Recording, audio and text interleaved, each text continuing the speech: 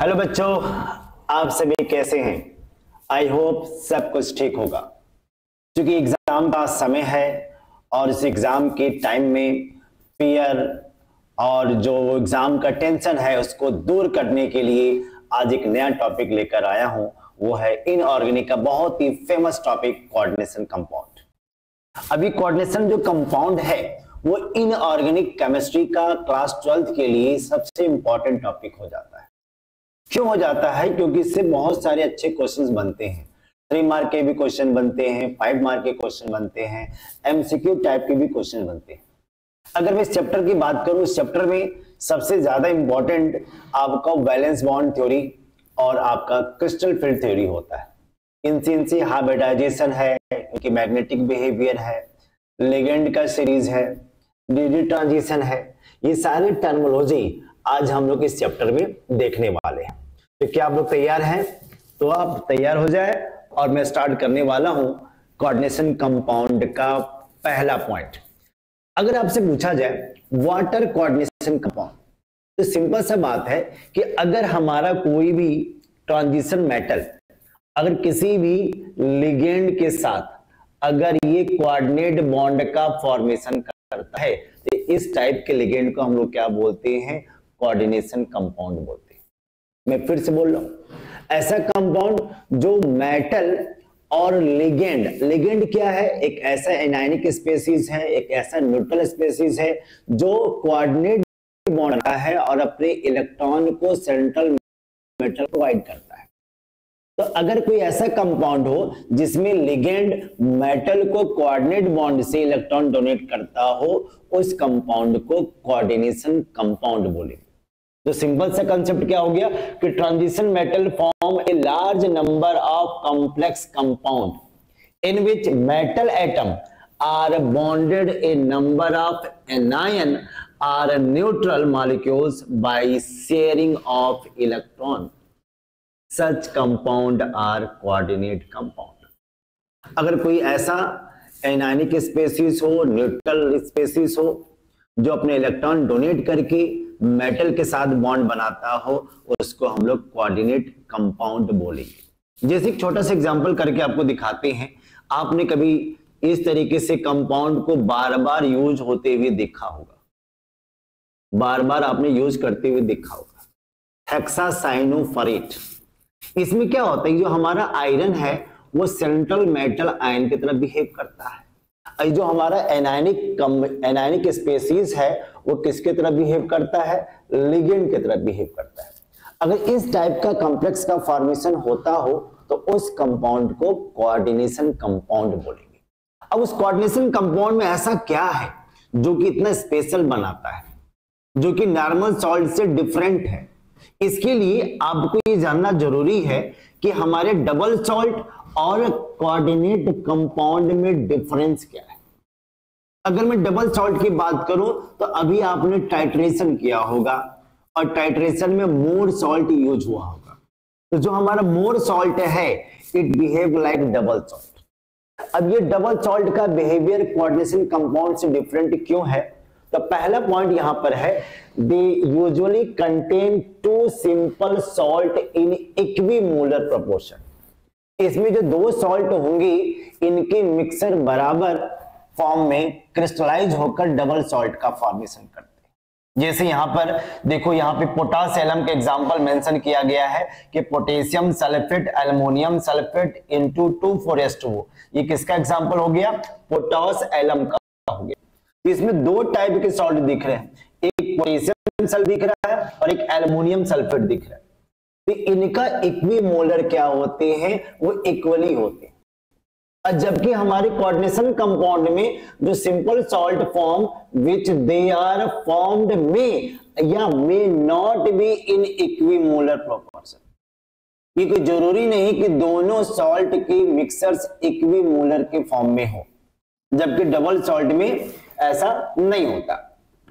अगर मैं second point की बात करूं कि डबल सॉल्ट कोऑर्डिनेशन कंपाउंड से डिफरेंट क्यों है, तो they are ionic compound and do not contain any coordinate bond.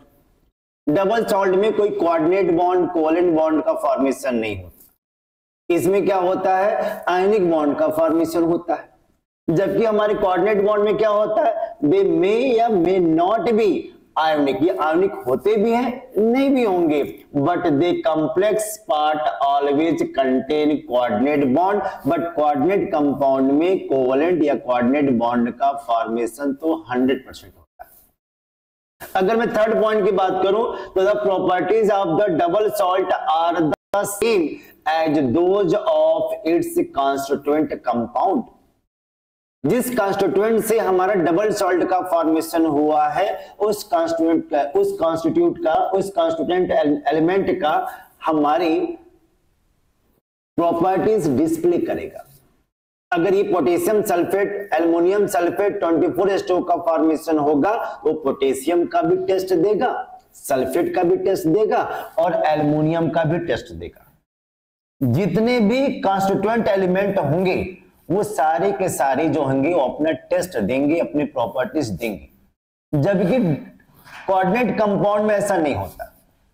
Coordination compound में the properties of the coordination compound are different from its constituent.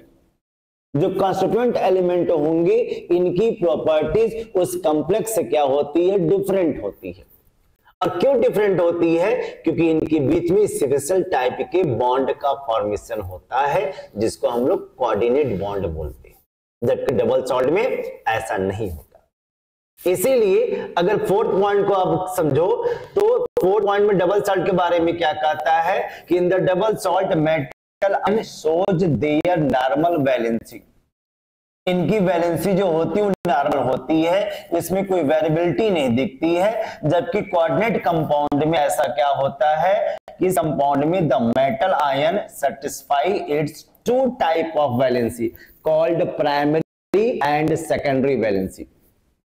Primary valency भी show करेगा, secondary valency show करेगा। आगे देखोगे कि प्राइमरी वैलेंसी को ही हम लोग क्या बोलते हैं, काउंटर आयन, और सेकेंडरी वैलेंसी को ही हम लोग लिगेंड बोलते हैं, जबकि डबल सॉल्ट में ऐसा कुछ नहीं होता। अच्छा, और ये जो लास्ट पॉइंट है डबल सॉल्ट का, ये भी बहुत इंपॉर्टेंट हो जाता है कि double salt lose its identity in the solution.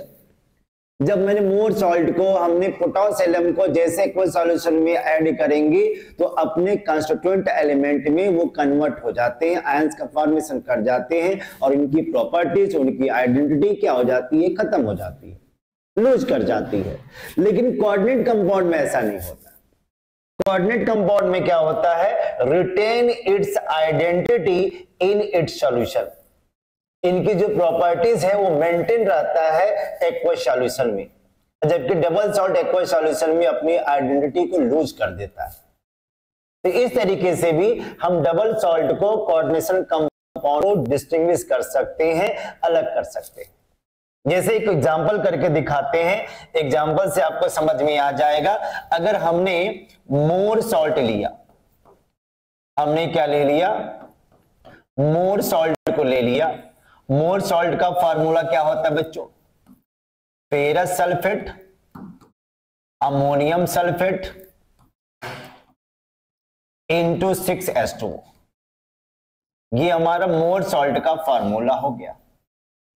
अब इसमें दो अलग अलग सॉल्ट हैं और इक्विमोलर के फॉर्म में आपस में क्रिस्टलाइज होकर डबल सॉल्ट का फॉर्मेशन करते हैं। अगर इनको मैंने वाटर में डिजोल्व कर दिया तो जितने भी कॉन्स्टिट्यूएंट आयंस हैं, जितने भी कॉन्स्टिट्यूएंट एलिमेंट हैं, वो आयनाइज होकर अपनी प्रॉपर्टीज को डिस्प्ले करेंगे। जैसे ये आयरन का भी टेस्ट दे देता है, ये अमोनियम का भी टेस्ट दे देगा, ये सल्फेट का भी टेस्ट दे देगा। तो जितने भी कैटायन एनायन हैं इनका वो प्रॉपर्टी। लेकिन अगर मैंने कोई भी कोऑर्डिनेशन कंपाउंड लिया, जैसे नॉर्मल में हम लोग क्या लेते हैं, K4FeCN का होल 6, पोटेशियम हेक्सासाइनोफरेट +2। अब जैसे ही इसको हमने वाटर तो पोटेशियम तो आयोनाइज हो गया, बट एक कॉम्प्लेक्स का फॉर्मेशन करता है और उस कॉम्प्लेक्स में जो हमारा आयरन है और साइनाइड है वो डिसोसिएट नहीं होता। मतलब ये जो कॉम्प्लेक्स है, ये जो हमारा कॉम्प्लेक्स आयन है वो अलग नहीं होते, अपनी आइडेंटिटी को क्या करता है, मेंटेन करता है। क्यों मेंटेन करता है? क्योंकि आयरन और साइनाइड के बीच में स्पेशल टाइप का बॉन्ड का फॉर्मेशन हो रहा है, एक ऐसा स्ट्रॉन्ग बॉन्ड का फॉर्मेशन हो रहा है जो वाटर में भी सेपरेट आउट नहीं हो पा रहा। और उसी खासियत की वजह से ही कोऑर्डिनेशन कंपाउंड डबल सॉल्ट से डिफरेंट है। तो कुल मिला जुलाकर coordination compound is compound of metal and ligand. Metal और लिगेंड के बीच में जो रिलेशन है उसी को ही हम लोग कोऑर्डिनेशन कंपाउंड बोलते हैं, जो कि डबल सॉल्ट से डिफरेंट है। आई थिंक ये पॉइंट आपको समझ में आ रहा होगा कि कोऑर्डिनेशन कंपाउंड और डबल सॉल्ट में डिफरेंस क्या है। अगर मैं बात करूं कि आखिर में ये जो हमारे कोऑर्डिनेशन कंपाउंड हैं वो कितने टाइप के होते हैं, तो डिपेंड करता है कि आयोनाइज होकर जो हमारे काउंटर आयन है वो किस तरीके से डिस्प्ले करता है। अगर हमारा कॉम्प्लेक्स का चार्ज पॉजिटिव है तो इसको हम लोग क्या बोलते हैं, कैटायनिक कॉम्प्लेक्स। बिकॉज जो हमारा कॉम्प्लेक्स आयन का फॉर्मेशन हो रहा है उस पर कौन सा चार्ज कैरी करेगा, पॉजिटिव चार्ज। अब ये 1+ भी हो सकता है, 2+ भी हो सकता है, मतलब जो ब्रैकेट के आगे जो चार्ज की वैल्यू होगी वही चार्ज इसके कोऑर्डिनेशन कंपाउंड को, नेचर को डिसाइड करेगा। अगर पॉजिटिव चार्ज है तो ये हमारा कैटायनिक कॉम्प्लेक्स हो गया। अगर कॉम्प्लेक्स आयन पर नेगेटिव चार्ज का फॉर्मेशन होता हो उसको हम लोग क्या बोलेंगे, एनायनिक कॉम्प्लेक्स बोलेंगे। और एनायनिक कॉम्प्लेक्स तभी पॉसिबल होगा जब हमारा काउंटर आयन लेफ्ट साइड में हो। जैसे भी मैं एग्जांपल करके दिखाया, ये हमारे K4FeCN का होल 6 है, यह एक एनायनिक कॉम्प्लेक्स है। क्यों एनायनिक कॉम्प्लेक्स है कि जैसे ही पोटेशियम बाहर निकला तो इस कॉम्प्लेक्स आयन पर क्या चार्ज आ गया, नेगेटिव चार्ज आ गया, इसलिए ये एनायनिक कॉम्प्लेक्स की तरह बिहेव करता है। अच्छा, इनके अलावा भी कॉम्प्लेक्स होते हैं जिसको न्यूट्रल कॉम्प्लेक्स भी बोला जाता है। क्यों न्यूट्रल कॉम्प्लेक्स बोला जाता है? क्योंकि इसमें कोई भी चार्ज का फॉर्मेशन नहीं होता। Complex ion does not carry any charge. तो जाहिर सी बात है, कोई कॉम्प्लेक्स है तो इसमें 3 तरीके से ही हम कॉम्प्लेक्स को डिफाइन कर सकते हैं, या तो इस पे चार्ज पॉजिटिव के फॉर्म में हो, या तो चार्ज नेगेटिव के फॉर्म में हो, या तो कोई चार्ज का फॉर्मेशन ही ना होता। तो इसी के बेसिस पे कैटायनिक, एनायनिक और न्यूट्रल कॉम्प्लेक्स का कंसेप्ट आता है। अब यहां पर आता है कि जो मैंने बार बार लिगेंड का नाम लिया, बार बार मैंने बोला कि कोऑर्डिनेशन कंपाउंड में लिगेंड और मेटल का रिलेशन है, कोऑर्डिनेट बॉन्ड का फॉर्मेशन इन दोनों के बीच में होता है। तो आखिर में लिगेंड है क्या? लिगेंड क्या है? लिगेंड एक मॉलिक्यूल्स है, एक ग्रुप ऑफ एटम है, जो कि वो एनायनिक भी हो सकता है, कैटायनिक भी हो सकता है, न्यूट्रल भी हो सकता है, लेकिन तीनों की खास बात यह है कि ये इलेक्ट्रॉन देने की टेंडेंसी रखता है और इलेक्ट्रॉन शेयर के फॉर्म में वो कोऑर्डिनेट बॉन्ड बनाता है।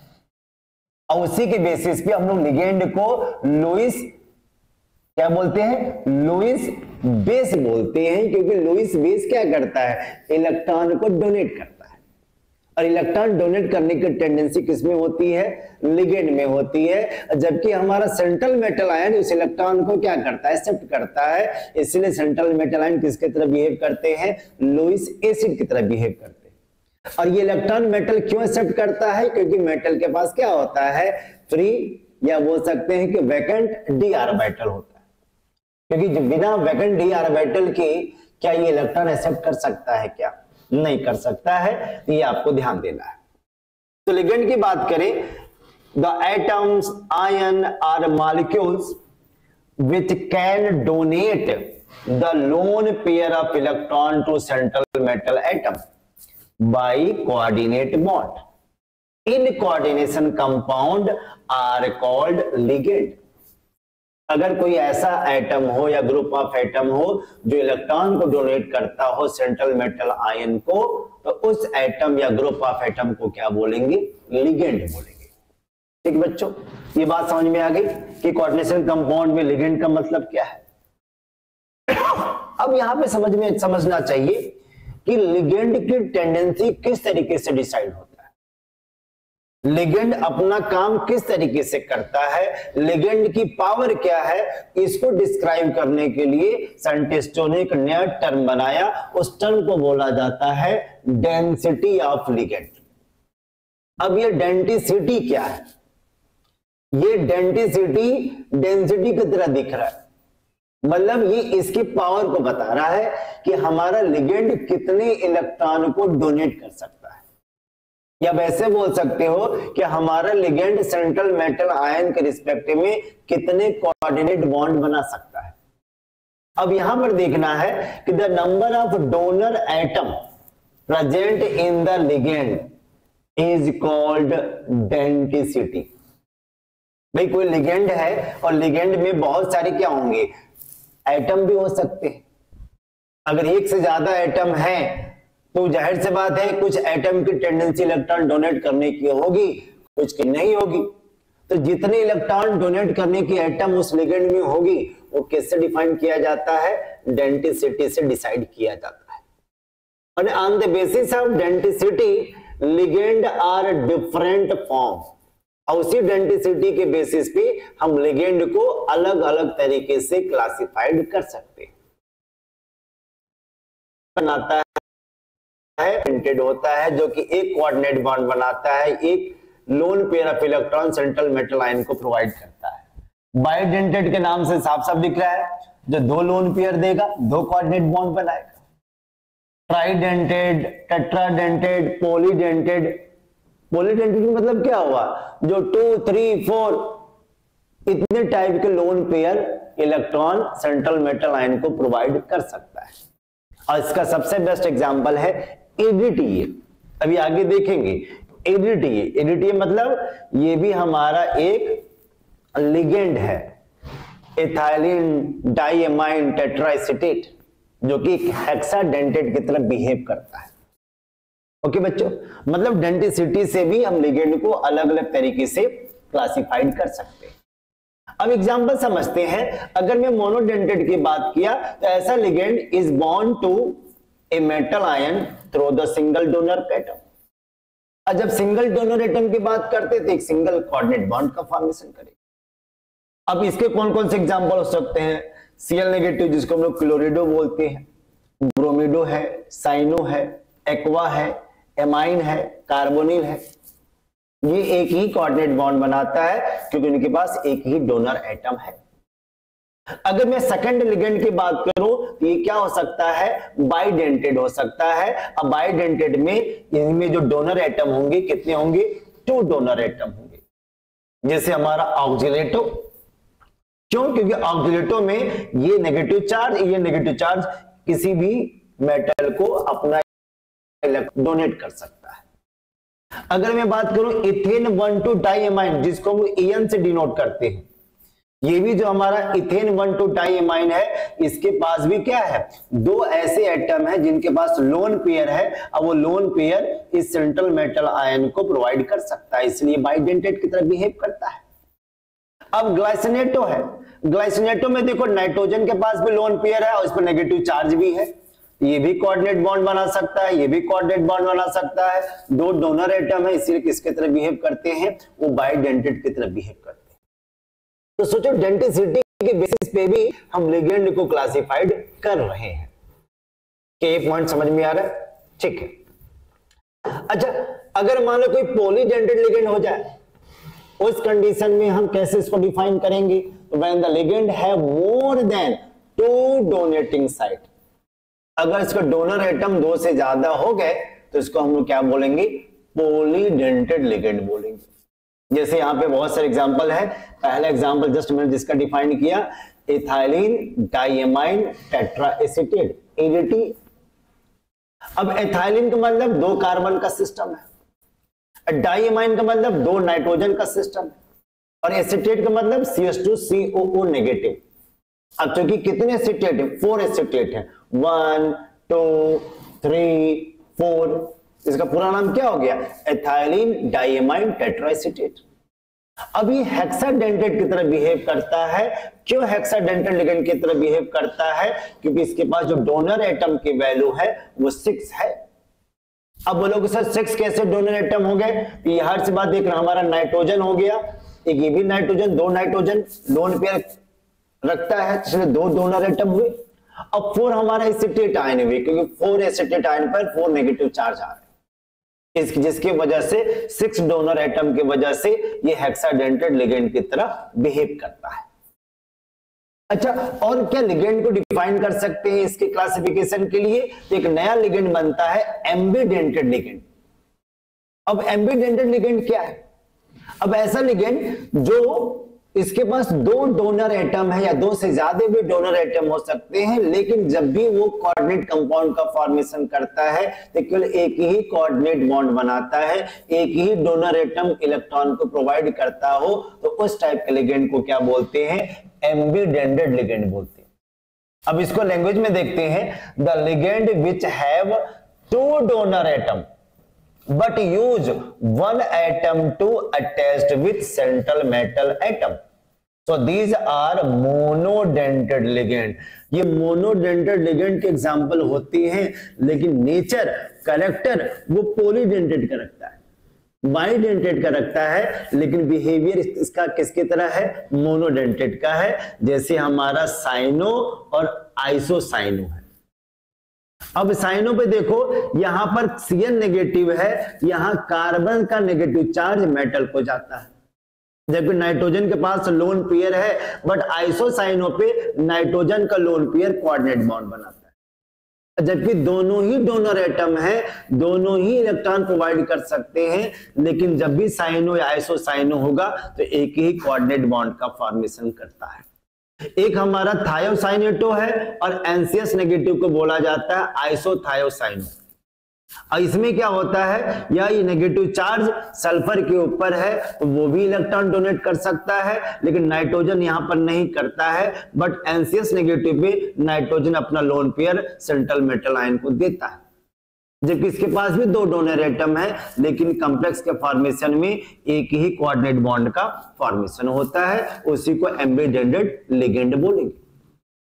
अच्छा, और लिगेंड को क्या और तरीके से भी क्लासिफाइड कर सकते हैं? हाँ, कर सकते हैं। हम चार्ज के बेसिस पे हम लिगेंड को क्लासिफाइड कर सकते हैं। नेगेटिव लिगेंड होंगे, नेगेटिव लिगेंड में देखो यहाँ पर इसके जो लिगेंड के जो एक्चुअली नाम यूज किए जाते हैं आईपीएससी में, उसको भी आपको याद करना होगा, जैसे Cn नेगेटिव को साइनिडो, क्लोरिडो, ब्रोमिडो, आयोडिडो, नाइट्रिटो एन। अब ध्यान देना, अगर NO2 नेगेटिव है तो इसको नाइट्रिटो एन बोलते हैं, क्योंकि नाइट्रोजन जो होता है वो कोऑर्डिनेट बॉन्ड बनाता है। लेकिन अगर ONO नेगेटिव आ गया तो ये नाइट्रिटो O हो गया, क्योंकि अब यहां पर ऑक्सीजन क्या करता है? कोऑर्डिनेट बॉन्ड का फॉर्मेशन करता है। तो जो कोऑर्डिनेट बॉन्ड का फॉर्मेशन करता हो सेंट्रल मेटल आयन का, तो उस एटम की वैल्यू इसके नेमिंग में दिखाई जाती है। तो नाइट्रिटो एन, नाइट्रिटो ओ, OH नेगेटिव को हाइड्रोक्सो, NO3 नेगेटिव को नाइट्रेटो, HCl नेगेटिव को थायोसाइनेटो, NCS नेगेटिव को आइसोथायोसाइनो, CH3CO नेगेटिव को एसिटेटो, हाइड्रिडो, ऑक्सो, परऑक्सो, सल्फेटो, सल्फेटो, कार्बोनेटो, ऐसे बहुत सारे यहाँ पर क्या है? एनायनिक लिगेंड हैं, जिसका नाम आईपीएससी में इसी तरीके से लिखा जाता है। अब बोलोगे सर इसको कैसे हम याद करें? तो याद करने का आसान तरीका है, इसका टेबल बनाइए और इसको याद कीजिए और फिर उसको रफ कॉपी पे बार बार प्रैक्टिस कीजिए, क्योंकि इसका कोई ट्रिक नहीं होता। क्योंकि हर नाम को अगर ट्रिक से याद करोगे तो आप बहुत जल्दी भूल जाओगे। जब बार बार प्रैक्टिस करेंगे तो आपकी इनके लिगेंड का आईपीएससी नेम का जो नेमिंग है वो आपको चीजें समझ में आएगी। और जितने भी मैंने लिगेंड दिखाए हैं वो हाइड्रिडो तक इसकी चार्ज की वैल्यू क्या होती है? -1 होती है। जैसे हम ऑक्सो से स्टार्ट करते हैं या परऑक्सो, सल्फेटो, सल्फेटो, कार्बोनेटो, इसके चार्ज की वैल्यू क्या होती है? -2 होती है। अगर मैं कहूं कि क्या न्यूट्रल लिगेंड भी होते हैं जिसमें कोई चार्ज नहीं होता है, लेकिन मोनोडेंटेट की तरह बिहेव करते हैं, एक ही कोऑर्डिनेट बॉन्ड बनाते हैं। जैसे अमोनिया को एमाइन बोलते हैं, मेथाइल एमाइन, वाटर को एक्वा, NO को नाइट्रोसिल, CO को कार्बोनिल, CS को थायोकार्बोनिल, थायोकार्बोनिल, PH3 को फास्फीन, इसको ट्राइफिनाइल फास्फीन, क्योंकि यहाँ पे 3 बार फिनाइल ग्रुप जुड़ा हुआ है। ये थायो यूरिया है, NH2CSNH2।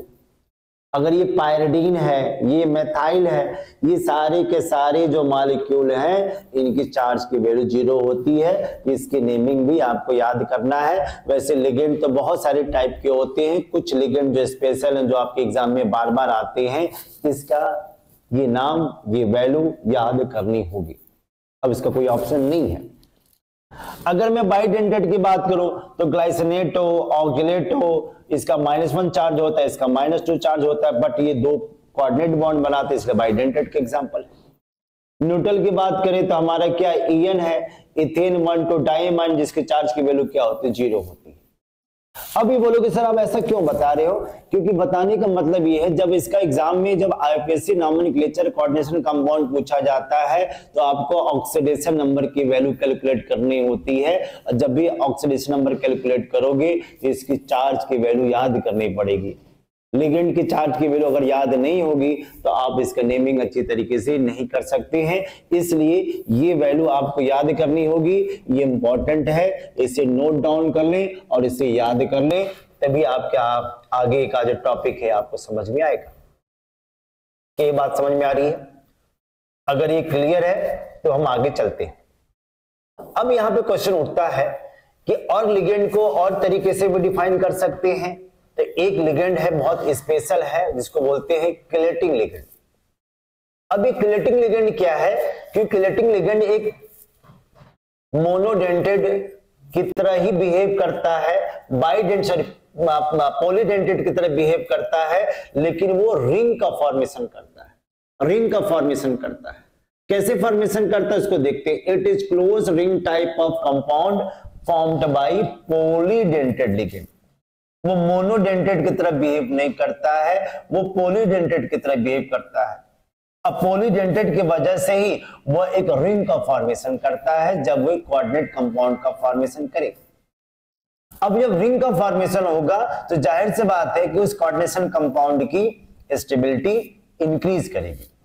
अब ये स्टेबिलिटी क्यों इंक्रीज करेगी? जाहिर सी बात है, जब कोई सिस्टम जितना स्टेबल होगा, जितने फोर्स ऑफ अट्रैक्शन लगेंगे, जितने स्ट्रॉन्ग बॉन्ड होगा, वो मॉलिक्यूल उतने ही ज्यादा क्या होगा, स्टेबल होगा।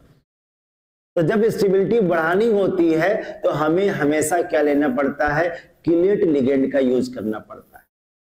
अब यहां पर जैसे छोटा सा एग्जांपल है, अगर मेटल के साथ हमने इथेन 1,2 डाइमाइन लगा दिया तो देखो 1 2 3 4 5 वो पेंटागोनल लाइक स्ट्रक्चर बन गया, एक रिंग लाइक स्ट्रक्चर बना दिया, जिसके वजह से इनकी स्टेबिलिटी क्या हो जाती है, इंक्रीज कर जाती है। अच्छा, इसकी इंपॉर्टेंस क्या है? It form the more stable complex called chelating effect. और उसी किलेटिंग इफेक्ट की वजह से हमारा अगर कोई कोऑर्डिनेशन कंपाउंड जो रिंग लाइक स्ट्रक्चर बनाता है, पॉलीडेंटेड के साथ कंबाइंड होता है, बाइडेंटेड के साथ कंबाइंड होता है, वह कोऑर्डिनेशन कंपाउंड मोनोडेंटेड से ज्यादा क्या होते हैं, स्टेबल होते हैं। ये जब अभी आप सीएफटी वीएफटी पढ़ेंगे तो चीजें आपको समझ में आएगी। अब इतने सारे हमने लिगेंड पढ़ लिया, तो उस लिगेंड का क्या क्या यूज है? तो इसका यूज हम करते हैं इन softening of hard water.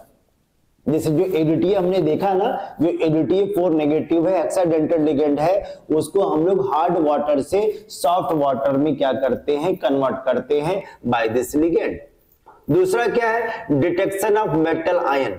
Her metal ion का अलग अलग लिगेंड के साथ अप्रोच होता है, अलग अलग लिगेंड अलग अलग मेटल के साथ अलग अलग जो है कॉम्प्लेक्स का फॉर्मेशन करते हैं। तो लिगेंड की वजह से ही हम उस कॉम्प्लेक्स के मेटल आयन को फाइंड आउट कर सकते हैं कि कौन सा मेटल आयन हो सकता है।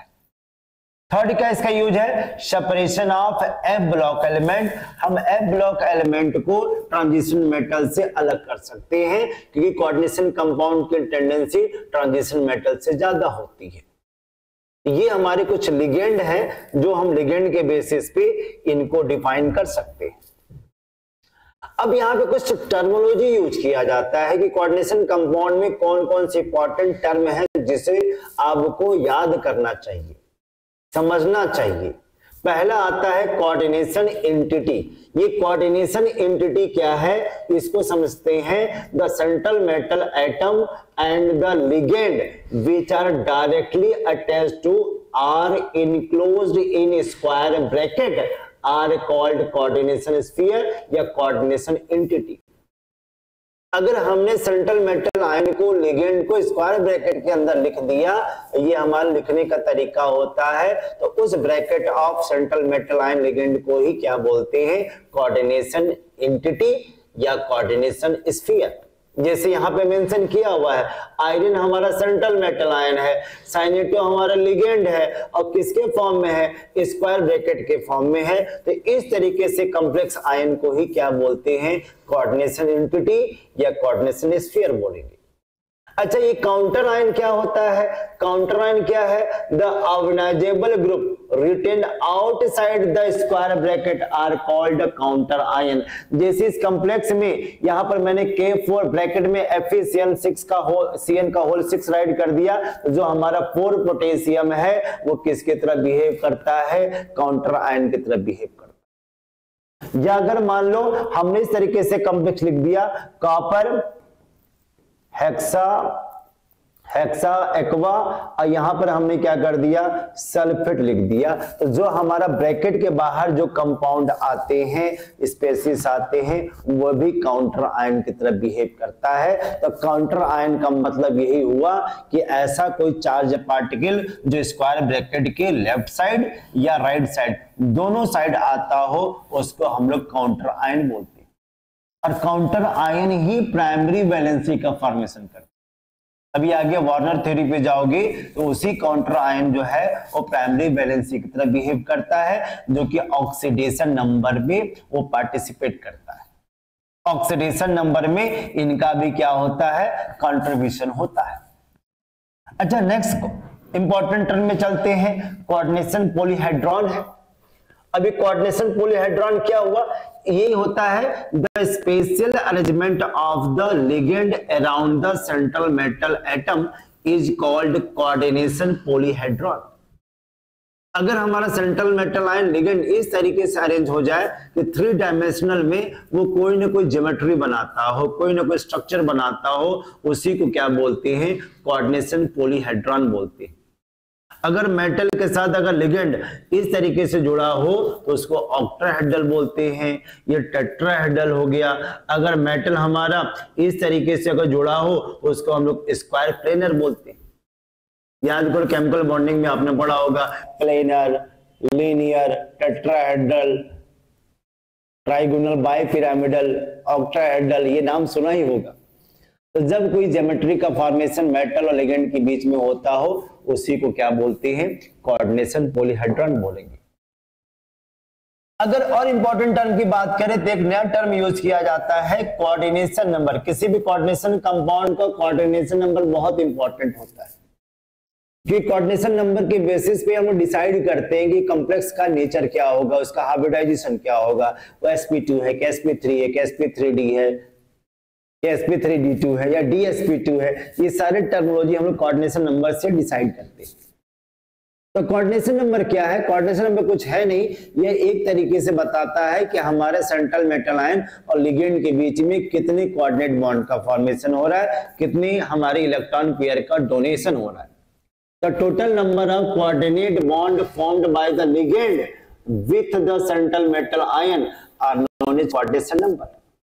जैसे इस कॉम्प्लेक्स में देखो, यहाँ पे कितने Cn है, 6 है, तो 6 कोऑर्डिनेट बॉन्ड बनेगा, इसलिए कोऑर्डिनेशन नंबर की वैल्यू क्या हो गई, 6 हो गई। जबकि इस कॉम्प्लेक्स में देखो, यहाँ 2 टाइप के लिगेंड है, एक क्लोरिडो है और एक बाइडेंटेड इथेन 1,2 डाइमाइन है। और जो कि En है वो बाइडेंटेड है, तो बाइडेंटेड 2 2 जा 4 4 2 6, तो इसके भी हमारे कोऑर्डिनेशन नंबर की वैल्यू क्या हो गई, 6 हो गई, क्योंकि 6 कोऑर्डिनेट बॉन्ड का फॉर्मेशन करेगा।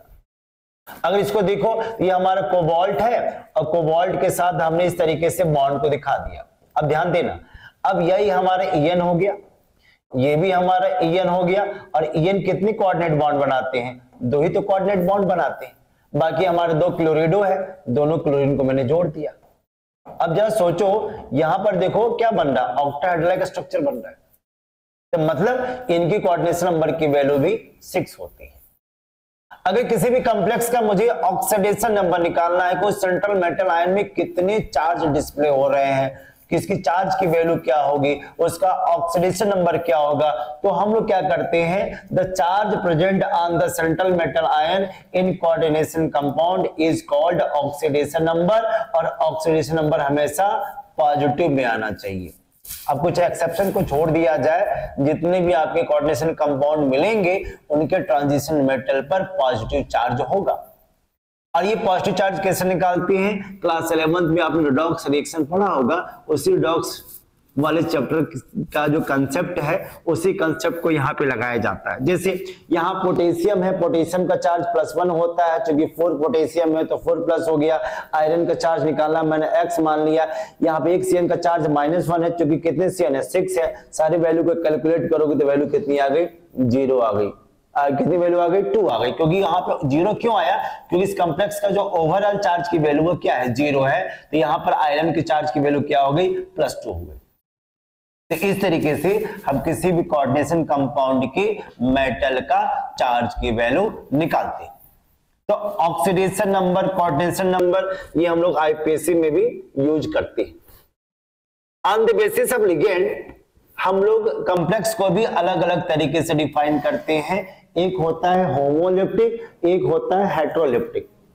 होमोलिप्टिक में हमारा लिगेंड सिमिलर होंगे, जबकि हेट्रोलिप्टिक में डिफरेंट टाइप के लिगेंड हमारे कोऑर्डिनेशन स्फीयर में आएंगे। स्क्वायर ब्रैकेट में अलग अलग लिगेंड हो सकते हैं हेट्रोलिप्टिक में, बट होमोलिप्टिक में लिगेंड की वैल्यू सिमिलर होना चाहिए। इस चीजों को यहाँ पे आप देख सकते हैं। अगर मैं नॉमेनक्लेचर की बात करूं तो नॉमेनक्लेचर में सिंपल सा तरीका है, जो हमारा सेंट्रल मेटल आयन है और लिगेंड है उनका अरेंजमेंट कैसा होता है वो हमेशा याद रखना। जब हम फार्मूला लिखते हैं, जब हम लोग फार्मूला राइट करते हैं कोऑर्डिनेशन कंपाउंड में, तो पहला क्या आता है, कैटायन आता है। और कैटायन के बाद हम लोग स्क्वायर ब्रैकेट लिख लेते हैं, और उसके बाद पहला क्या आता है, सेंट्रल मेटल आयन आएगा। उसके बाद हमारे क्या आते हैं, लिगेंड्स आते हैं, ब्रैकेट क्लोज हो जाता है। अब लिगेंड सिमिलर भी हो सकते हैं, डिफरेंट भी हो सकते हैं। उसके बाद हमारा यहाँ पर क्या आता है, कोई एनायन आ गया, यहाँ पे लिख सकते हैं कैटायन है, यहाँ पर क्या हो जाएगा, एनायन हो जाएगा। और कैटायन और एनायन ही दोनों ही क्या है, काउंटर आयन है। लेकिन जब नेमिंग करते हैं, जब हम किसी भी कोऑर्डिनेशन कंपाउंड का नेमिंग करते हैं, तो उस कंडीशन में हम लोग सबसे पहले कैटायन अगर है मेंशन है तो कैटायन को राइट करते हैं। अगर K4 आ गया तो पोटेशियम राइट करेंगे। लेकिन ध्यान देना, कैटायन या 1 हो या 2 हो, कितने भी नंबर हो, उसके नंबर का प्रीफिक्स यूज नहीं करते। ऐसा नहीं है कि K4Fe6Cn का होल 6 में हम लोग टेट्रा पोटेशियम लिखेंगे, केवल पोटेशियम मेंशन करते हैं। और इसके बाद किसका नंबर आएगा, लिगेंड का आता है। अब लिगेंड अगर एक से ज्यादा है, डिफरेंट लिगेंड है, तो हम लोग अल्फाबेटिकल ऑर्डर देखते हैं, और अल्फाबेटिकल के बेसिस पे हम लिगेंड को अरेंज करते हैं। अगर लिगेंड मान लो अगर 2 है तो बाई, 3 है तो ट्राई, टेट्रा, पेंटा, हेक्स जैसे यूज करते हैं। अगर मान लो बाइडेंटेड है तो 2 को बिस, ट्रिस, टेट्राक्विस यूज करते हैं। तो इस तरीके से हम लोग लिगेंड का प्रीफिक्स यूज करते हैं। फिर लिगेंड के बाद किसका नंबर आता है, सेंट्रल एटम या सेंट्रल मेटल आयन होते हैं। फिर उसके बाद हम लोग क्या करते हैं, ऑक्सीडेशन स्टेट को लिखते हैं स्मॉल ब्रैकेट में।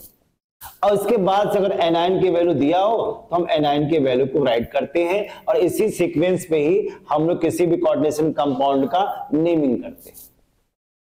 अभी भी ध्यान देना, अगर हमारा कॉम्प्लेक्स एनायनिक होगा तो हम लोग सेंट्रल मेटल आयन या सेंट्रल मेटल एटम का जो ग्रीक वर्ड है, ग्रीक नेम है, उसके तरीके से राइट करते हैं, उन क्लास में एट लगाते हैं। जैसे आयरन को फरेट, कॉपर को क्यूपरेट जैसे टर्मिनोलॉजी यूज करते हैं। अब इसी को यहां पर एग्जांपल से समझने की कोशिश करते हैं। अब इस पहले वाले कंपाउंड को तो मैंने नेमिंग करा दिया है। अब सेकंड वाले हम लोग कोऑर्डिनेशन कंपाउंड के देखें। ये कंपाउंड यहां पर इस तरीके से दिया हुआ है। अब सोचो स्क्वायर ब्रैकेट के अंदर क्रोमियम है, 2 क्लोरिडो है, 4 एक्वा है, और काउंटर आयन में क्या है, नाइट्रेट है। अब क्लोरिडो एक्वा में एक्वा पहले आएगा, तो एक्वा कितने 4 है तो टेट्रा एक्वा हो गया। 2 क्लोरीन है तो डाइक्लोरिडो हो गया। और हमारा सेंट्रल मेटल आयन क्या है, क्रोमियम है।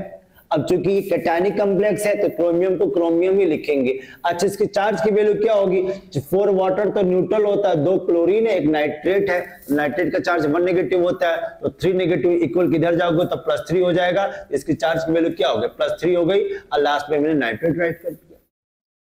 अच्छा, अगर और एग्जांपल देखें, इस एग्जांपल को देखते हैं। यहां पर देखो एक स्क्वायर ब्रैकेट ग्रुप में कोबाल्ट दिया है, 2 क्लोरीन दिया है, 2 इथेन 1 2 डाइमाइन दिया है, ब्रैकेट क्लोज हो गया, फिर सल्फेट दिया है। इसका नेमिंग कैसे करोगे? पहले हम लोग लिगेंड को राइट करेंगे, लिगेंड में हमारे क्लोरिडो सी से पहले स्टार्ट होगा तो डाइक्लोरिडो हो गया। अब चूंकि EN बाइडेंटेड है तो बाइडेंटेड में अगर 2 होगा इसका प्रीफिक्स क्या यूज करते हैं? 20, तो 20 इथेन 1 2 डाइमाइन हो गया, लास्ट में कोबाल्ट आ गया। अब कोबाल्ट का चार्ज देखते हैं, EN तो न्यूट्रल लिगेंड है, 2 Cl 2 नेगेटिव, एक सल्फेट में 2 नेगेटिव, तो 4 नेगेटिव इक्वल किधर जाएगा तो क्या हो जाएगा? 4 हो जाएगा और सल्फेट को सल्फेट ही लिखा गया। तो इस तरीके से भी हम कोऑर्डिनेशन कंपाउंड का नेमिंग करते हैं और इसको नेमिंग को करने के लिए आपको यहां पर देखने की जरूरत है।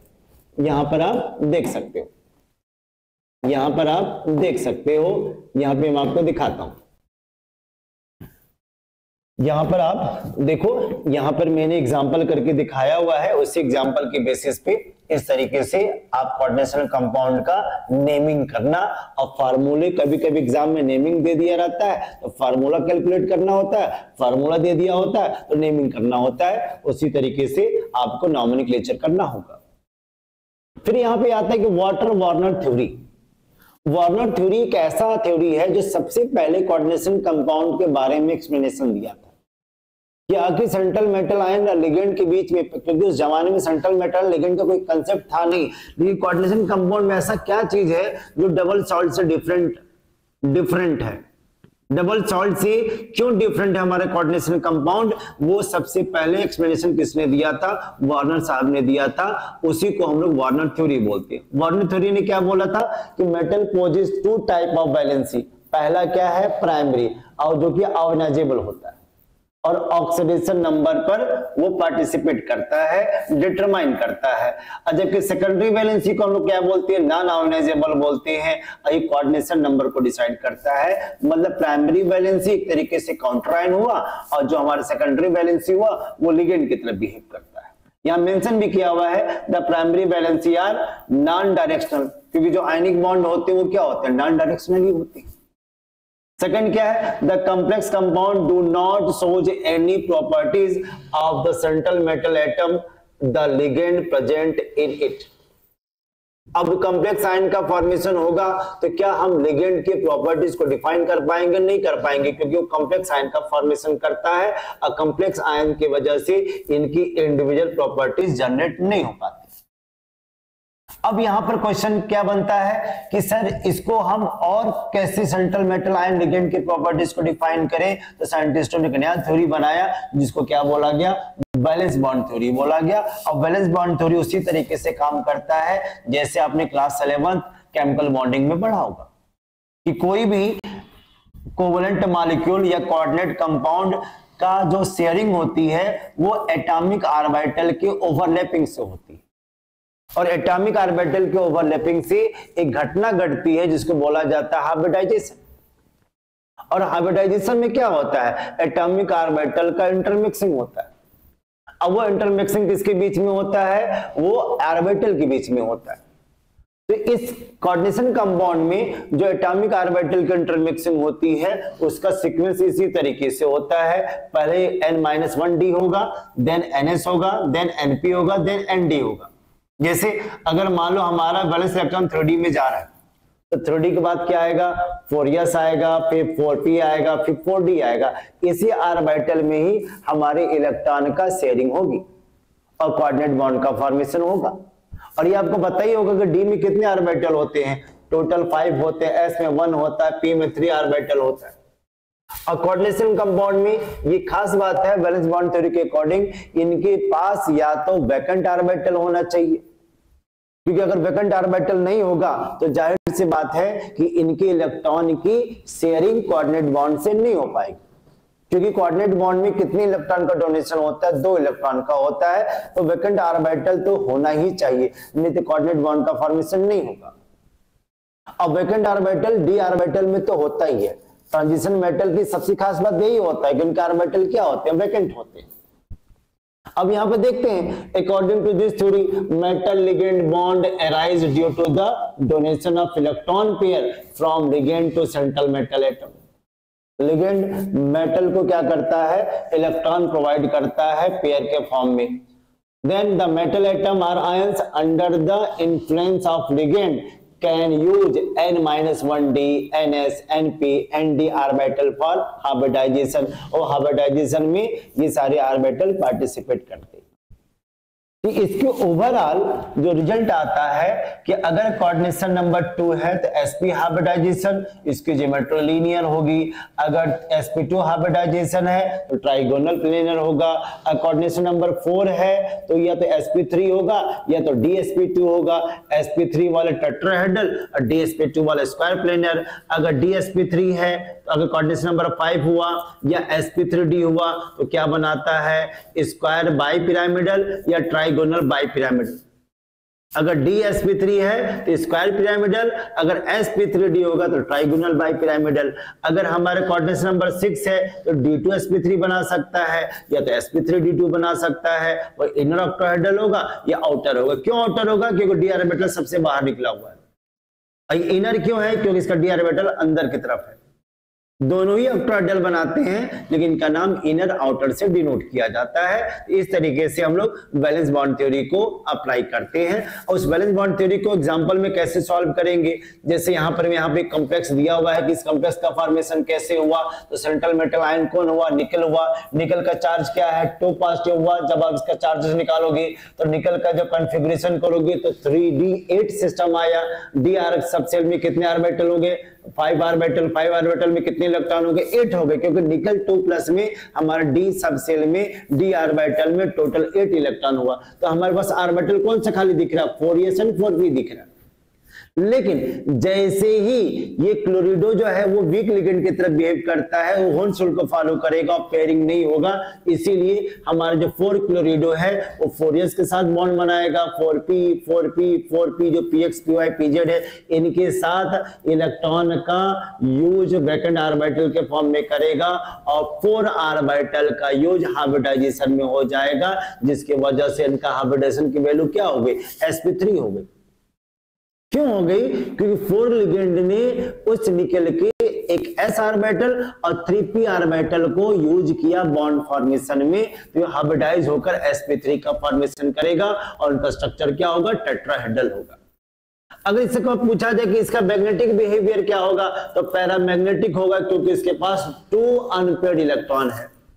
अब अनपेयर्ड इलेक्ट्रॉन को कैसे निकालते हो, तो आपने पढ़ा होगा मैग्नेटिक मोमेंट को निकालने के लिए म्यू का यूज करते हैं। म्यू क्या होता है, म्यू का फार्मूला क्या होता है, √n+2। n हमारा क्या है, नंबर ऑफ अनपेयर्ड इलेक्ट्रॉन, इसलिए इसकी वैल्यू क्या हो जाती है, √8 हो जाएगी। मतलब इसकी वैल्यू 2.81 के अप्रॉक्स आएगा। अगर मैं नेक्स्ट कॉम्प्लेक्स को देखूं निकल का, इसका नाम क्या हो गया, टेट्रासाइनेटो निकलेट +2 चार्ज होगा। अब इस निकल का चार्ज में भी देखो 3d8 सिस्टम है, बट हमारा जो साइनेटो है वो स्ट्रॉन्ग लिगेंड की तरफ बिहेव करता है। यहाँ पे मेंशन भी किया कि सी इज द स्ट्रॉन्ग लिगेंड, इसलिए जो हमारे d8 के इलेक्ट्रॉन है वो पेयरिंग कर जाते हैं, होल्स रूल को फॉलो नहीं करते हैं, इसलिए d का एक ऑर्बिटल बच गया। अब चूंकि हमारे कितने सीएन है, 4 ही सीएन है, एक सीएन इसके साथ बॉन्ड बनाता है, दूसरा सीएन इसके साथ बॉन्ड बनाएगा, तीसरा सीएन इसके साथ बॉन्ड बनाता है, चौथा सीएन इसके साथ बॉन्ड बनाएगा। तो बताओ कितने ऑर्बिटल यूज हुए, एक डी का हुआ, एक एस का हुआ, 2 पी का हुआ। तो इनका हाइब्रिडेशन क्या हो गया, dsp2 हो गया और इसकी ज्योमेट्री क्या हो गई, स्क्वायर प्लेनर हो गया। अब चूंकि सारे के सारे इलेक्ट्रॉन पेयर्ड है, इसलिए इसका मैग्नेटिक बिहेवियर क्या हो गया, डायमैग्नेटिक हो गया। तो सोचो वीबीटी से हम किसी भी कोऑर्डिनेशन कंपाउंड का hybridization, geometry, structure, magnetic behaviour decide कर सकते हैं। तो वीवीटी का भी अपना कोई बेनिफिट है, इसके बारे में भी आपको पता होना चाहिए। अब इस क्वेश्चन को देखो, यहाँ पे सिंपल सा है कि यहाँ पर हेक्सा एमाइनो कोबाल्ट है +3 के चार्ज में, और कोबाल्ट का सिस्टम 3d6 होता है। क्योंकि एमाइनो हमारे स्ट्रॉन्ग लिगेंड की तरह बिहेव करता है, इसलिए 6 इलेक्ट्रॉन पेयरिंग कर जाएगा। तो डी का 2 ऑर्बिटल, एस का 1 ऑर्बिटल, पी का 3 ऑर्बिटल हाइब्रिडाइजेशन पार्टिसिपेट करेगा, क्योंकि यहाँ पर 6 वैकेंट ऑर्बिटल मुझे चाहिए, तभी तो ये अपना इलेक्ट्रॉन पेयर वो क्या करेगा, एक्सेप्ट कर पाएगा। इसलिए इसका हाइब्रिडेशन क्या हो जाता है, d2sp3, ज्योमेट्री क्या हो जाएगी, ऑक्टाहेड्रल। और चूंकि डी ऑर्बिटल अंदर से यूज हो रहा है, इसलिए इसको क्या बोला जाएगा, इनर ऑर्बिटल कॉम्प्लेक्स। और इसका मैग्नेटिक बिहेवियर क्या हो गया, डायमैग्नेटिक हो गया, क्योंकि सारे के सारे क्या हो गए, पेयर्ड हो गए। तो इसके बेसिस पे एक आपको मैं कुछ सिंपल सा ट्रिक बताता हूं जो कभी कभी काम करता भी है। अब इसको अप्लाई करके देख लेना कि अगर मान लो कोऑर्डिनेशन नंबर 4 की वैल्यू है और ये स्ट्रॉन्ग लिगेंड के साथ आया है और ये वीक लिगेंड के साथ आया है। अब स्ट्रॉन्ग लिगेंड वीक लिगेंड क्या भी हम लोग आगे देखेंगे, ये आपको समझाने के लिए मैं बता रहा हूं। अगर वीक लिगेंड आया, स्ट्रॉन्ग लिगेंड आया, उस कंडीशन में अगर कोऑर्डिनेशन नंबर 4 की वैल्यू है, इसका हाइब्रिडेशन की चांसेस क्या होती है, dsp2 स्क्वायर प्लेनर का फॉर्मेशन करेगा। अगर ये वीक लिगेंड के साथ आता है, इनका हाइब्रिडेशन sp3 होगा, वो टेट्राहेड्रल की तरह बिहेव करता है। और ये ध्यान देना, जब स्ट्रॉन्ग लिगेंड होगा तो इनकी चांसेस ज्यादा क्या होती है, डायमैग्नेटिक का होती है, और ये किसकी तरह बिहेव करेगा, पैरामैग्नेटिक की तरह बिहेव करेगा, इसकी चांसेस ज्यादा रहती है। मैं 100% की बात नहीं कर रहा, क्योंकि कुछ ऐसे भी एक्सेप्शन कॉम्प्लेक्स आते हैं, लेकिन नॉर्मली अगर मैं बोर्ड की बात करूं तो इस कंसेप्ट से काम हो जाते हैं। अच्छा, अगर कोऑर्डिनेशन नंबर की वैल्यू क्या हो जाए, 6 हो जाए, उस कंडीशन में 2 पॉसिबिलिटी बनने की है। एक पॉसिबिलिटी है स्ट्रॉन्ग लिगेंड के साथ, तो हमेशा क्या बनेगा, sp3d2 बनेगा, जिनको हम लोग क्या बोलते हैं, outer orbital octahedral. Outer orbital octahedral बनेगा। अगर मान लो ये वीक लिगेंड के साथ है तो क्या बनेगा, ये सॉरी ये वीक लिगेंड के साथ था और ये स्ट्रॉन्ग लिगेंड के साथ, तो क्या बनेगा, तो d2sp3 का फॉर्मेशन होगा। इसको बोलते हैं इनर ऑर्बिटल ऑक्टाहेड्रल। क्योंकि वीक लिगेंड है, तो अगर वीक लिगेंड है तो हमारा इलेक्ट्रॉन पेयर्ड नहीं होता है, तो डी ऑर्बिटल इनर का क्या हो जाता है, वो वैकेंट नहीं रहता है। और जब वीक लिगेंड होगा तो उसकी चांसेस ज्यादा क्या होती है, पैरामैग्नेटिक की होती है। अगर स्ट्रॉन्ग लिगेंड होगा उसकी चांसेस ज्यादा क्या होती है, डायमैग्नेटिक क्या होती है। तो आप बिना क्वेश्चन सॉल्व किए आप एक अंदाजा लगा सकते हैं कि हमारा लिगेंड का बिहेवियर के बेसिस पे इनका हाइब्रिडाइजेशन क्या हो सकता है। इस तरीके से भी इसको आप दिमाग लगा सकते हैं। अब क्रिस्टल फील्ड थ्योरी क्या हुआ, अब हमारे जो वैलेंस बॉन्ड थ्योरी था उसमें बहुत सारे डीमेरिट आ गए, वो एग्जैक्ट नहीं बता पा रहा था कब हमारा dsp2 होगा, कब sp3 होगा, कब इनर होगा, कब आउटर होगी। तो मैंने आपको बता दी कि स्ट्रॉन्ग लिगेंड वीक लिगेंड है, लेकिन स्ट्रॉन्ग लिगेंड वीक लिगेंड का कंसेप्ट किसका था, ये क्रिस्टल फील्ड थ्योरी का था। अब क्रिस्टल फील्ड थ्योरी ये कहता है कि हमारे मेटल और लिगेंड के बीच में कोवेलेंट बॉन्ड का नेचर नहीं होता है, आयनिक नेचर होता है, वो इलेक्ट्रोस्टैटिक फोर्स का फॉर्मेशन करता है। और उसी आयनिक नेचर के बेसिस पे अब जो हमारा डीजनरेटेड डी ऑर्बिटल था, अब इनकी डीजनरेसी खत्म हो रही है, क्योंकि हर ऑर्बिटल का अपना कोई ना कोई ओरिएंटेशन होता है। अगर मैं डी ऑर्बिटल की बात करें, यहाँ पे 2 टाइप के सेट बनते हैं, एक एक्सियल ऑर्बिटल होता है, एक नॉन एक्सियल ऑर्बिटल होता है। जो एक्सियल ऑर्बिटल होते हैं वो क्या होते हैं, जो एक्सिस के अलोंग होते हैं, और जो नॉन एक्सियल होते हैं वो एक्सिस के बीच में होते हैं। अगर मैं बोलूं कि जो हमारे एक्सियल पे होते हैं वो 2 टाइप के होंगे, dx square minus y square, दूसरा क्या होता है dz स्क्वायर। और जो नॉन एक्सियल ऑर्बिटल होते हैं वो क्या होते हैं, dxy, dyz, dzx। इसीलिए जो एक्सिस के बीच में होते हैं उनमें रिपल्सन कम होता है, जिसको T2G बोलते हैं। जिसमें रिपल्सन ज्यादा होता है उसको बोलते हैं इजी ऑर्बिटल बोलते हैं। मतलब डी ऑर्बिटल के यहाँ पर स्प्लिटिंग होने वाली है। अब क्यों स्प्लिटिंग होने वाली है, क्योंकि हमारे मेटल के पास भी ऑलरेडी इलेक्ट्रॉन है, लिगेंड इलेक्ट्रॉन दे भी रहा है, तो इलेक्ट्रॉन में क्या होगा, रिपल्सन होगा। तो जाहिर सी बात है कि डी ऑर्बिटल की डीजनरेसी तो खत्म होने ही वाली है। ये हमें मेंशन भी करता है कि metal ligand bond is ionic in nature, so there are electrostatic force of attraction between metal and ligand. Metal ligand में इलेक्ट्रोस्टैटिक फोर्स का फॉर्मेशन होता है। And the ligand are treated as a negative center, and these negative center are arranged around the central metal atom, that here is maximum repulsion।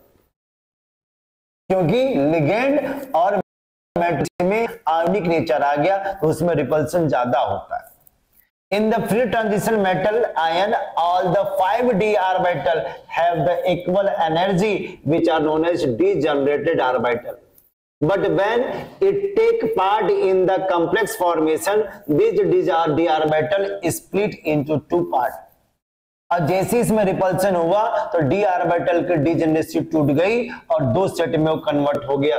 It is called D transition या crystal field splitting.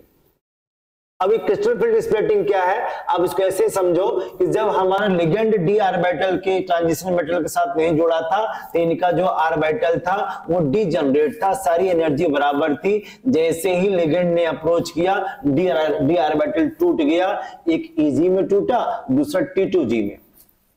और T2G में 3 orbital होगा और easy में 2 orbital होगा। अब क्यों easy ऊपर चला गया, क्यों T2G नीचे चला गया?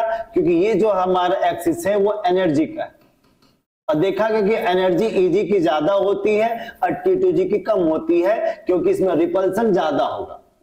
इसमें रिपल्सन की वैल्यू ज्यादा है, इसमें रिपल्सन की वैल्यू कम है। क्यों कम है? क्योंकि जो हमारा dx dy dz, जो हमारे dxy dzx zx है, dyz है, dxy है, ये सारे के सारे जो है वो एक्सिस के बीच में बनते हैं, एक्सिस के अलोंग नहीं बनते हैं, जिसमें रिपल्सन की चांसेस कम होती है। जबकि वही dx square minus y square dz square है वो एक्सिस के अलोंग बनते हैं, जिसके वजह से इसमें रिपल्सन होने के चांसेस ज्यादा होती है। इसलिए ये इस तरीके से डी ऑर्बिटल दो पार्ट में टूट जाते हैं।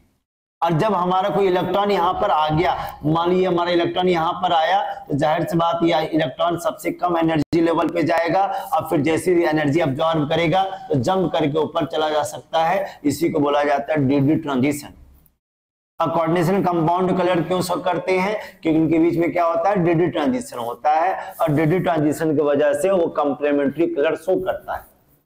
अच्छा, अगर जब हमारी एनर्जी इक्वल थी तो उसको बोलते हैं बैरी सेंटर। अब बैरी सेंटर का और इजी के बीच में जो डिफरेंस होता है वो क्या होता है, 3/5 डेल्टा ओ। डेल्टा ओ क्या है, स्प्लिटिंग एनर्जी। और जो हमारे बैरी सेंटर और T2G के बीच का डिफरेंस होता है 2/5 डेल्टा ओ होता है। डेल्टा ओ क्या एक सिंबल है, डेल्टा ओ का मतलब होता है क्रिस्टल फील्ड स्प्लिटिंग एनर्जी का यूनिट है। अब कभी कभी एग्जाम में DQ का भी यूज करते हैं। DQ मतलब डिफरेंशियल ऑफ क्वांटा, ये भी हमारा क्या है, एक CFSC की यूनिट होती है। बस ये अंतर है, एक डेल्टा O इक्वल टू क्या होता है, 10 DQ की वैल्यू होती है। अगर मैंने कह दिया 0.4 डेल्टा O तो इसको हम लोग क्या लिख सकते हैं, 4 DQ लिख सकते हैं।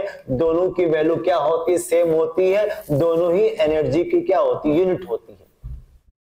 तो अगर बात करें टेट्राहेड्रल की, अगर मैंने बात किया कि टेट्राहेड्रल की, तो टेट्राहेड्रल में जो स्प्लिटिंग होती है वो ऑक्टाहेड्रल के जस्ट अपोजिट होती है। यहाँ T2G नीचे थी, यहाँ T2G ऊपर चला जाएगा और Eg की वैल्यू क्या हो जाती है, नीचे हो जाती है। क्योंकि टेट्राहेड्रल में हमारा ऑर्बिटल का ओवरलैपिंग, ऑर्बिटल का अरेंजमेंट ऑक्टाहेड्रल से क्या होती है, डिफरेंट होती है। और ये ध्यान देना कि ऑक्टाहेड्रल की एनर्जी या ऑक्टाहेड्रल की क्रिस्टल फील्ड स्प्लिटिंग एनर्जी की वैल्यू टेट्राहेड्रल से ज्यादा होती है, क्योंकि लिगेंड ज्यादा हैं, इसमें लिगेंड में रिपल्सन ज्यादा होंगे, जाहिर सी बात इसकी एनर्जी का डिफरेंस क्या होगा, ज्यादा होगा। लेकिन टेट्राहेड्रल में ऐसा नहीं होता है, इसीलिए इनके बीच का जो फार्मूला होता है 4/9 डेल्टा ओ।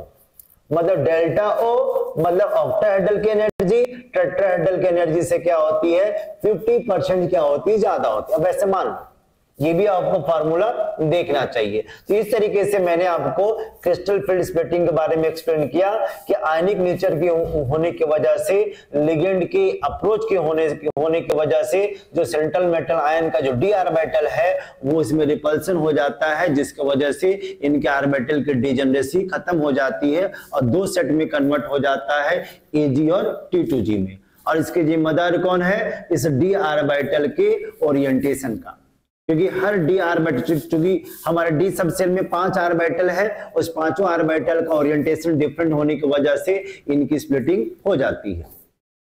अब यहां पर आता बात की स्पेक्ट्रोकेमिकल सीरीज क्या है। अब स्पेक्ट्रोकेमिकल सीरीज से ही हम लिगेंड की टेंडेंसी को डिसाइड करते हैं कि कब हमारा स्ट्रॉन्ग लिगेंड होगा, कब वीक लिगेंड होगा। तो जो ज्यादा स्प्लिटिंग करेगा, ज्यादा रिपल्सन फील कराएगा, वो लिगेंड स्ट्रॉन्ग होगा। जिसमें स्प्लिटिंग कम होगी उसको क्या बोलेंगे? वीक लिगेंड बोलेंगे। यहाँ पे मेंशन भी करता है arrangement of all ligand in order of increasing CFSC। CFSC मतलब कितनी ज्यादा स्प्लिटिंग हुई, value is called spectrochemical series. अगर हमने लिगेंड को CFSC के बेसिस पे अरेंज कर दिया, उसी अरेंजमेंट ऑफ लिगेंड को क्या बोलते हैं? स्पेक्ट्रोकेमिकल सीरीज बोलेंगे। The ligand with the small value of CFSC are called weak ligand and the ligand with the higher value of crystal field splitting energy is called strong ligand. जो ज्यादा splitting करेगा, ज्यादा energy CFSC की होगी, वो strong ligand की तरह behave करेगा। और जिसमें स्प्लिटिंग कम होगी, जिसमें क्रिस्टल फील्ड स्प्लिटिंग एनर्जी की वैल्यू कम होगी, वो किसकी तरह बिहेव करेगा? वीक लिगेंड की तरह बिहेव करेगा। ये हमेशा याद रखना, वाटर के पहले जितने भी लिगेंड आते हैं वो सारे के सारे वीक लिगेंड होते हैं। जैसे वाटर के पहले क्या आ रहा है? आयोडो, ब्रोमीडो, सल्फेटो, थायोसाइनेटो, क्लोरिडो, फ्लोरिडो, हाइड्रोक्सो, ऑक्सीलेटो, ये वीक लिगेंड हो गया। अब यहाँ पे देखो आइसोथायोसाइनेटो, एमाइनो, एथेन 1 डाइमाइन, नाइट्रेटो, साइनेटो, कार्बोनिल, ये सारे के सारे क्या हो गए? स्ट्रॉन्ग लिगेंड हो गए। ये सारे के सारे क्या हो गए? वीक लिगेंड हो गए। क्योंकि ये वीक लिगेंड की स्प्लिटिंग बहुत कम होती है और स्ट्रॉन्ग लिगेंड की स्प्लिटिंग ज्यादा होती है। ये वैल्यू आपको याद करनी चाहिए। फिर यहाँ पर आता है कि बहुत सारे ऐसे कोऑर्डिनेशन कंपाउंड होते हैं जिनका जनरल फार्मूला तो सेम होता है, बट इनका स्ट्रक्चर क्या होता है? डिफरेंट होता है, इनकी केमिकल प्रॉपर्टीज डिफरेंट होती है। उसी को क्या बोलते हैं? आइसोमेरिज्म। और आपने ऑर्गेनिक केमिस्ट्री में पढ़ा भी होगा। अब उस आइसोमेरिज्म को डिफाइन करने के लिए यहाँ पे हमको क्लासिफिकेशन आपको समझ में आना चाहिए। एक होता है स्ट्रक्चरल आइसोमेरिज्म, एक होता है स्टेडी आइसोमेरिज्म। अब स्ट्रक्चरल आइसोमेरिज्म के नाम से ही है कि इनके स्ट्रक्चर में क्या होगा? कोई ना कोई डिफरेंस आता है। और डिफरेंस कैसे आएगा? एक्सचेंज होगा लिगेंड का काउंटर आयन से, लिगेंड का हमारा कॉम्प्लेक्स आयन से एक्सचेंज होते रहते हैं। और उसी स्ट्रक्चरल आइसोमेरिज्म को हम अलग अलग नाम से जानते हैं। अगर स्ट्रक्चरल आइसोमेरिज्म को डिफाइन करना हो तो हम ऑर्गेनाइजेशन के नाम से, हाइड्रेटेड के नाम से, कोऑर्डिनेशन के नाम से, लिंकेज के नाम से जानते हैं। इतने टाइप के हमारे स्ट्रक्चरल आइसोमेरिज्म होते हैं। अगर स्टेडी आइसोमेरिज्म की बात करें, इनका भी जनरल फार्मूला सेम होगा, लेकिन इनका अरेंजमेंट 3D में क्या होती है? डिफरेंट होती है। The spatial arrangement of ligand around the metal ion are different. इसको ज्योमेट्रिकल और ऑप्टिकल आइसोमेरिज्म से यूज करते हैं, जैसे कि हम लोगों ने ऑर्गेनिक में भी पढ़ा होगा। बस यहाँ पे स्ट्रक्चर थोड़ा सा डिफरेंट दिख रहा है, बाकी स्टेरियो आइसोमेर हमारे ऑर्गेनिक की तरह ही मैच करता है। अब इसको एग्जांपल समझने की कोशिश करते हैं। अगर ऑर्गेनाइजेशन आइसोमेरिज्म की बात करें, इसमें हमेशा काउंटर आयन और लिगेंड का क्या होता है? एक्सचेंज होता है। और जो काउंटर आयन या लिगेंड होना चाहिए, जो लिगेंड और ये काउंटर आयन होगा, वो वाटर के छोड़कर कोई भी एलिमेंट हो जाए, इनके बीच में अगर एक्सचेंज हो जाए उसको ऑर्गेनाइजेशन आइसोमेरिज्म बोलेंगे। जैसे यहाँ पे मेंशन भी करता है, exchange of organisable anion with anionic ligand. Anion का एनायनिक लिगेंड के साथ क्या होना चाहिए? एक्सचेंज होना चाहिए। जैसे यहाँ पर क्लोरिडो जो है काउंटर आयन है, यहाँ पर क्लोरिडो क्या हो गया? लिगेंड हो गया। अब यहाँ पर देखो, यहाँ पे जो ब्रोमीडो था वो लिगेंड की तरह बिहेव करता है, यहाँ पे ब्रोमीडो क्या हो गया? काउंटर आयन हो गया। तो एनायन और एनायनिक लिगेंड का अगर एक्सचेंज होता हो उसको ऑर्गेनाइजेशन आइसोमेरिज्म बोलेंगे। हाइड्रेटेड की बात करें या सॉल्वेट आइसोमेरिज्म की बात करें, नाम से ही है, जहां वाटर का एक्सचेंज होता हो काउंटर आयन के साथ, उसको क्या बोलेंगे? हाइड्रेट आइसोमेरिज्म बोलेंगे। जैसे यहाँ पे देखो 6 वाटर जो है वो लिगेंड की तरह बिहेव करता है, लेकिन यहाँ पे वाटर क्या हो गया? बाहर निकल गया। और क्लोरीन क्या हो गया? अंदर चला गया। यहाँ पे 3 क्लोरीन बाहर था, 2 क्लोरीन क्या हो गया? ब्रैकेट के अंदर आ गया। तो अगर एनायन और वाटर के बीच में अगर एक्सचेंज होता हो उस टाइप के आइसोमेरिज्म को क्या बोलते हैं? हाइड्रेटेड आइसोमेरिज्म बोलेंगे। अच्छा, कोऑर्डिनेशन आइसोमेरिज्म में क्या होता है? कोऑर्डिनेशन आइसोमेरिज्म में हमारा inter exchange of ligand between cationic and anionic complex of different metal ion. अब एनायनिक और कैटायनिक के बीच में लिगेंड का क्या होता है? डिफरेंस होता है। जैसे ये अगर मैं इसको बात करूं, ये हमारा क्या हो गया? ये हमारा हो गया कैटायनिक हो गया, और ये कॉम्प्लेक्स किसकी तरह बिहेव करता है? एनायनिक होता है। अब देखो कैटायनिक कॉम्प्लेक्स में यहां पर क्रोमियम सेंट्रल मेटल आयन है और एनायनिक में कोबाल्ट है। जैसे मैंने क्या कर दिया, इन मेटल को हमने क्या कर दिया? एक्सचेंज कर दिया। अब क्रोमियम की जगह पर यहां पर क्या आ गया? कोबाल्ट आ गया, और कोबाल्ट की जगह पर क्या आ गया? क्रोमियम आ गया। तो अगर हमने लिगेंड का इंटर एक्सचेंज हम एनायनिक और कैटायनिक कॉम्प्लेक्स से करते हो तो उस आइसोमेरिज्म को क्या बोलते हैं? कोऑर्डिनेशन आइसोमेरिज्म बोलते हैं। इस पहचानने का तरीका है, अगर दो ब्रैकेट वाला कॉम्प्लेक्स आया हो उसको क्या बोलते हैं? कोऑर्डिनेट आइसोमेरिज्म बोलेंगे।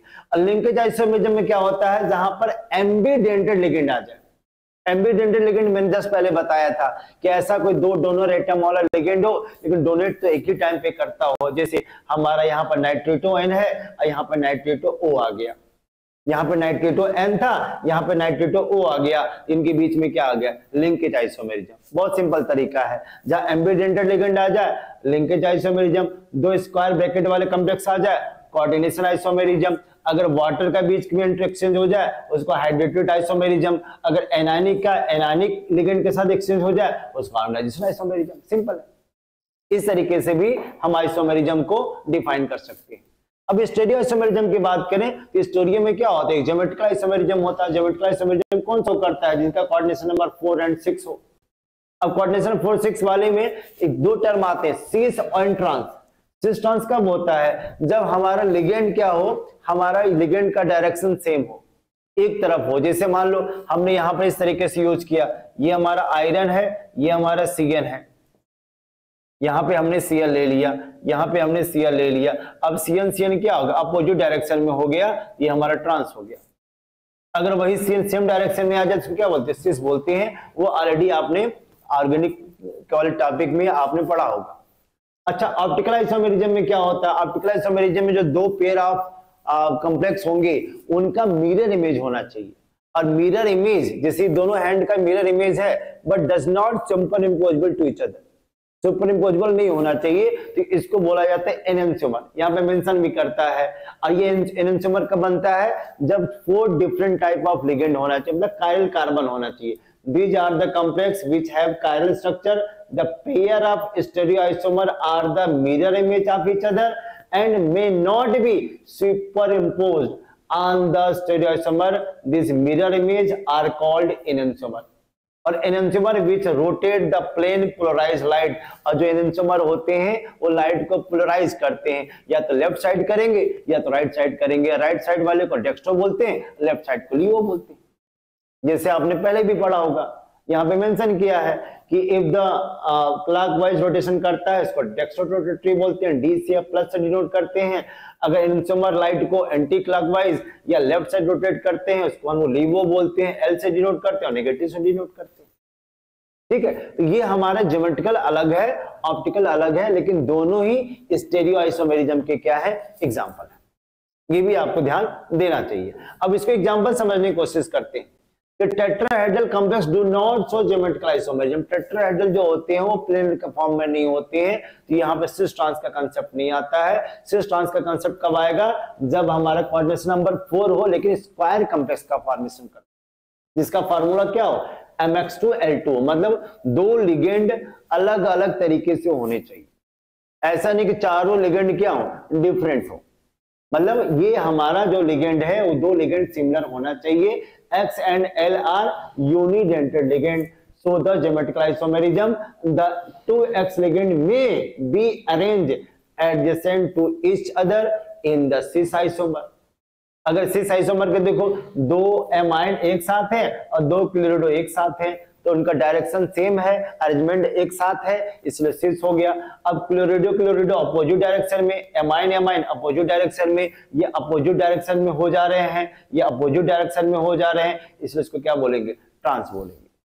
ठीक है। अच्छा, नेक्स्ट पॉइंट को देखते हैं। अगर ऑक्टाहेड्रल कॉम्प्लेक्स की बात करें जिसका कोऑर्डिनेशन नंबर क्या है 6 है, उस कंडीशन में हमारा जो टाइप होना चाहिए इस तरीके से होना चाहिए कि 4 लिगेंड एक तरफ की तरफ होना चाहिए, 2 लिगेंड जो होते हैं वो अलग तरीके से होना चाहिए। इस तरीके से कि अगर मान लो यहाँ पे देखो दोनों चारों लिगेंड एक डायरेक्शन में है और दो लिगेंड थे एक डायरेक्शन में है, इसलिए भी हमारा क्या है 6 की तरफ बिहेव करते हैं। बट यहां पर देखो ये जो लिगेंड है और ये ऊपर वाला लिगेंड है, दोनों क्या है अपोजिट डायरेक्शन में जा रहे हैं। भाई ये लिगेंड इसके रिस्पेक्ट में अपोजिट है, ये इसके अपोजिट में है, और एक एक्स अपर पोजीशन पे और एक एक्स नीचे पोजीशन पे है। जब हमारा लिगेंड अपोजिट डायरेक्शन में होगा उसको हम लोग क्या बोलते हैं, ट्रांस बोलते हैं। ठीक है। अगर मैं बात करूं बाइडेंटेड की तरह कोई कॉम्प्लेक्स आ जाए तो बाइडेंटेड में देखो ये बाइडेंटेड एक साइड है और दोनों मोनोडेंटेड एक तरफ है, तो सिस आइसोमर की तरह बिहेव करेंगे, और दोनों अपोजिट डायरेक्शन में हो गए तो किसकी तरह बिहेव करेंगे, ट्रांस की तरह बिहेव करेंगे। तो अब स्ट्रक्चर बनाकर आप अंदाजा लगा सकते हो कि हमारा जो गिवन कोऑर्डिनेशन कंपाउंड है वो किसके फॉर्म में हो सकते हैं, सिस की ट्रांस के फॉर्म में। ये तभी होगा या तो ऑक्टाहेड्रल हो या तो स्क्वायर प्लेनर। टेट्राहेड्रल बिहेव ऐसा नहीं करता। अगर मैं ऑक्टाहेड्रल कॉम्प्लेक्स की बात करूं तो ऑक्टाहेड्रल में कोऑर्डिनेशन नंबर की वैल्यू क्या होती है 6 होती है। तो उस कंडीशन में एक और तरीका बन सकता है, अगर same ligand occupy on the face of octahedron. भाई आपने देखो ऑक्टाहेड्रल में टोटल कितने फेस बनते हैं, आप देखोगे तो 8 फेस बनते हैं, तभी तो इसको ऑक्टाहेड्रल बोलते हैं। भाई ऑक्टाहेड्रल में टोटल 8 फेस बनते हैं, तो अगर एक फेस पर अगर हमारा सेम लिगेंड का अरेंजमेंट होता हो उसको बोलते हैं फेसियल, फेक लिगेंड बोलते हैं, फेसियल लिगेंड बोलते हैं। जैसे देखो ये एमाइन एमाइन एमाइन एक ही फेस में आते हैं, जबकि ये हमारे एनोटेट एक फेस में आ रहे हैं। या वैसे समझ लो अगर 3 लिगेंड एक डायरेक्शन में आ जाता है, दूसरा 3 लिगेंड एक तरफ आ जाते हैं, उसको फेसियल लिगेंड बोलते हैं, फेसियल कॉम्प्लेक्स बोलते हैं। लेकिन अगर same ligand are in the one plane और एक ही प्लेन में अगर तीनों लिगेंड आ जाते हो इसको बोलते हैं मेरिडोनियल या मर कॉम्प्लेक्स बोलते हैं। ठीक है। जैसे यहां पे देखो ये एमाइन एमाइन एमाइन एक ही प्लेन में है और ये नाइट्रो नाइट्रो क्या हो गया, वो एक ही प्लेन में आ गया। जब प्लेन के फॉर्म में हो तो मर कॉम्प्लेक्स, अगर एक ही ये फेस में आ जाते हो तो उसको क्या बोलते हैं, फेसियल कॉम्प्लेक्स बोलेंगे। ये भी आपको ध्यान देना चाहिए। अगर मैं ऑप्टिकल आइसोमेरिज्म की बात करूं तो ऑप्टिकल आइसोमेरिज्म में अधिकतर जो होते हैं वो बाइडेंटेड लिगेंड ज्यादा शो करते हैं, और जो हमारे इक्विमोलर मिक्सचर आप होंगे इनोंसोमर का जो डेक्स्ट्रो बनाते हैं, लियो बनाते हैं, वो हमेशा क्या बनाते हैं, रेसिविक मिक्सचर का फॉर्मेशन करते हैं। और ट्रांस आइसोमर कभी भी ऑप्टिकल आइसोमेरिज्म नहीं शो करते।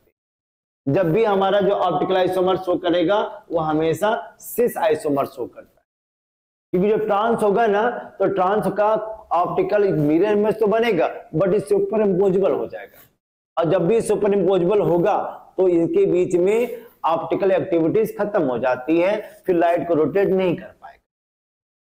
तो अगर यहां पर देखो यहां पर दोनों क्लोरिडो सेम डायरेक्शन में है, दोनों एथेन 1,2 डायमाइन एक डायरेक्शन में है, ये सिस आइसोमर हो गया। अब सिस आइसोमर का मैंने क्या बना दिया, मिरर इमेज बना दिया। वो किसकी तरह बिहेव करेगा, ऑप्टिकल आइसोमेरिज्म की तरह बिहेव करेगा। एक डेक्स्ट्रो की तरह बिहेव करेगा, एक लियो की तरह बिहेव करेगा, और इसके बीच में सुपर इम्पोजेबल नहीं होगा।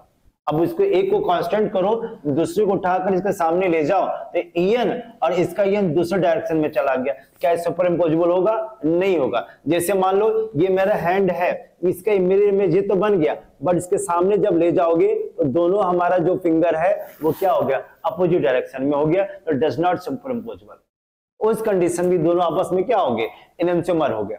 जैसे इस कॉम्प्लेक्स को देखो, दोनों एमाइन एक डायरेक्शन में सिस हो गया, अब इसका मैंने क्या बना दिया, मिरर इमेज बना दिया, ये आपस में क्या हो गए, ये आपस में हमारे ऑप्टिकल आइसोमेरिज्म की तरह बिहेव करते हैं। एक डेक्स्ट्रो हो गया, एक हमारा क्या हो गया, लिवो की तरह बिहेव करता है।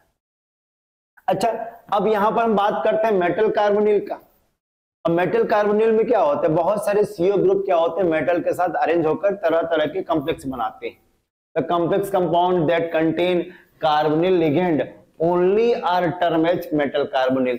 मतलब मेटल कार्बोनिल में लिगेंड हमेशा क्या होना चाहिए, सीओ ग्रुप होना चाहिए, कार्बोनिल ग्रुप होना चाहिए। जैसे यहाँ पे दिया है टेट्राहेड्रल का NiCO4, ट्राइगोनल बाइपिरामिडल का FeCO5, ऑक्टाहेड्रल में CrCO का होल 6, ये सारे के सारे मेटल कार्बोनिल के एग्जाम्पल हैं। अगर मैं बात करूं कि मेटल कार्बोनिल का बॉन्डिंग कैसा होता है, तो जाहिर सी बात है कि metal carbonyl, the metal carbon bond has both S and P character, क्योंकि कार्बन है, कार्बन में इलेक्ट्रॉन भी S में जाते हैं, P में जाते हैं, इसलिए इनका कैरेक्टर क्या होता है, sp कैरेक्टर होता है। Carbonyl ligand attach itself to metal atom to form carbon atom to form metal carbon bond, it is weaker donor. अब जो मेटल है, मेटल को इलेक्ट्रॉन इजिली प्रोवाइड नहीं कर पाता कार्बोनिल। क्यों नहीं कर पाता है? क्योंकि कार्बन का जो इलेक्ट्रॉन है वो S और P में है, और D ऑर्बिटल में और P ऑर्बिटल में एनर्जी का डिफरेंस क्या होता है, ज्यादा होता है।